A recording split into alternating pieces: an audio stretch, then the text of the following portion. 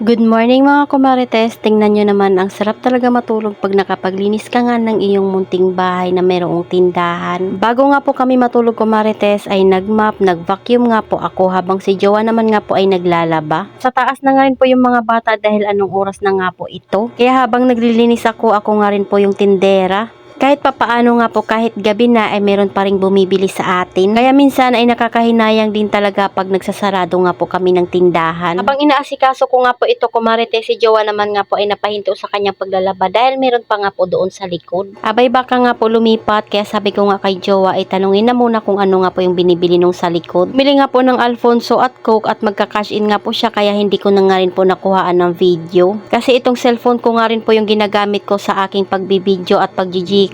Marami nga pong naging problema yung GCash ngayon kumarites pero buti na lang sa akin ay hindi naman nagalaw dahil kaunti lang naman yung laman. Pero madami nga rin po akong nabasang post na naibalik na nga po yung kanilang mga pera. Sana nga talaga ay maayos nga po ng GCash dahil marami din talaga tayong umaasa sa GCash. Lalo na nga ako kumarites, abay nakadalawang buwan pa nga lang po akong nag-GCash. Dahil meron tayong mga bagong followers, mababa nga po itong aming pintuan ng tindahan dahil mataas nga po itong aming bahay. Sinadya ko po talagang mataas yung bahay namin lalo na nga po bahain nga po dito sa amin. Tingnan nyo naman talaga itong si Panda, akala mo talaga ay siya ang tindera. Nangunguna pa nga sa akin. Ano kasi wala na nga po yung mga kalaro niya dahil nasa taas na nga po sila. Hindi ko nga matuloy-tuloy yung aking paglilinis kumarites dahil meron pa ngang bumibili. Plastic ko nga po sana yung gamis na ibibili niya kaso nga po lahat na nga daw ay bibilhin niya. Tapos yung sukli naman nga po ay honey na lang. Hindi rin talaga pwedeng mawala sa ating mga munting tindahan itong mga gamis dahil kahit malalaki na ay bumibili pa rin yan. Benta ko nga po pala sa aking honey ay 4 na piso. Malalaki na nga po iyan. Bago ako umalis ay inarrange ko na nga rin muna dyan yung mga nakalagay para hindi talaga kumalat itong ating munting tindahan. Taas ko nga lang po itong mga upuan para ma-vacuum at mamap ko nga po ng maayos yung sahig. Dahil hindi naman ito yung lamesa nila kaya nahirapan nga rin po ako mag-ayos dyan. Lunga lang po itong aking binaba kumarites para naman kompleto pa rin po kami ng upuan. Isang upuan na ginagamit namin ay yung nakalagay nga po doon sa harap ng aking laptop. Tanggal ko na nga muna yung basahan at pinagpag ko nga po iyan. Nalagay nga po ako ng basahan dyan sa may harap ng tindahan para naman nga po hindi mangitim yung aming tuhod. Ito nga rin po yung kagandahan ng ating vacuum kumarites, abay pwede mo ngang ilusot-lusot iyan. Kaya naman nakakasigurado nga ako kumarites na malilinis ko nga po yung bawat sulok dito. Magagamit ko na nga po siya talaga dahil naka-tiles na nga po dito. Nung ginagamit ko nga po itong vacuum namin ay talaga namang sumasama yung aming linoleum. Pag ganitong tiles kasi kumarites, pag nagwawalis ka minsan ay tumatalsik lang yung alikabok. Itong storage nga namin kumarites ay meron nga pong gulong iyan. Dali nga lang siyang hilain para ma-vacuum nga po yung pinakailalim. Hindi na nga po iyan maipunan ng alikabok. Pisa pa nga lang po ako nagtitindahan ay binili ko na ito kaya matagal na rin talaga ito sa akin. Nagayan ko nga po ito ng pansit canton at noodles kaya lang hindi nga po sila kasya dyan lahat. Kakarambulan pa sila kaya naman hindi rin talaga na ilalagay ng maayos yung mga kanton. Pagkatapos doon kumarites ay dito naman ako sa part na ito. Meron siyang mga alikabok kumarites, hindi lang talaga kita sa ating camera.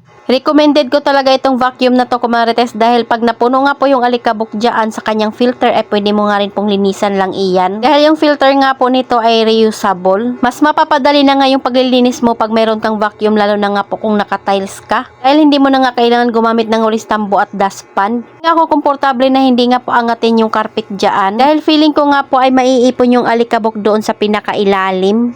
Gusto ko talagang naglilinis ng gabi lalo na nga pong walang istorbo. At para paggising nga po ay malinis nga po itong aming munting bahay. Araw din kasi marami din talaga akong ginagawa. Mahihirapan nga po akong maglinis dahil gising na nga po yung dalawa kong anak at talaga namang hindi mo alam kung saan sila papipestuhin. Nadagdagan pa nga ni Panda na panay nga po ang laro dyan. At feeling ko nga kumarites humina nga po yung paghigop ng aking vacuum kaya ayan tingnan nyo naman at kailangan nga muna itong linisan para lumakas nga po ulit yung kanyang higop. Sobrang dami nga po ng alikabok ang nakuha pati na nga rin po ng mga buhok. Pagkatapos ko nga pong tanggalan ng mga dumi ayan at magbabacuum nga po ulit ako. Mabilis nga lang din po ito i-assemble at ilagay lang sa isang sulok. Kaugaliin lang talaga nating linisan yung filter pagkatapos nating gumamit. Di kaya pag alam na nga po natin na marami na nga po siyang nasipsip para lumakas nga po ulit yung kanyang pag-vacuum. Para malinisan nga po yung ilalim niyan kumarites ay tinupi ko na nga muna yung upuan. Meron nga rin po ako parcel na nakalagay sa ilalim niya na hindi ko pa nabubuksan. Marami pa nga po akong ginagawa kaya hindi ko pa siya na-open.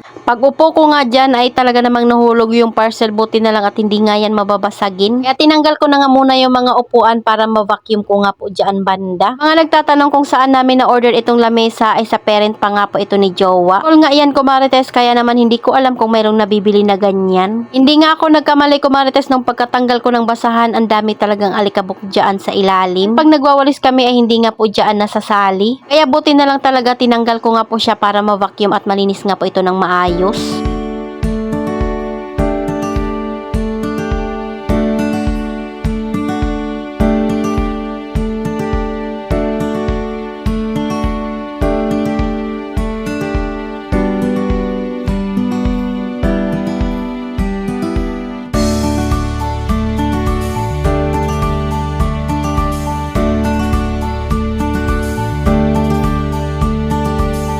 After ko ngang mag-vacuum ito at magmamap na naman nga po tayo. Kaya hindi lang malinis, abay mabango pa itong ating munting bahay. Ilagyan nga po ng fab ko ni Jowa yung pang-map kumarites para pag nag-map ka ay mabango nga po yung sahig natin. Yung pinaka-cloth nga nito kumarites ay pwede mo rin labhan lang iyan. Nung nag-order nga po ako nito ay may kasama ng dalawa. Para pag naluma nga po ito ay may kapalitan na. Maliwalas na nga pong tingnan yung sahig namin simula nga po nung nag-tiles na kami. Kasi kahit anong linis ko ay talaga namang nagmumukhang makalat pa rin dahil yung aming sahig ay talaga namang punit-punit. Kaya yung madalas ko nga lang pinapakita ay yung mga paninda ko.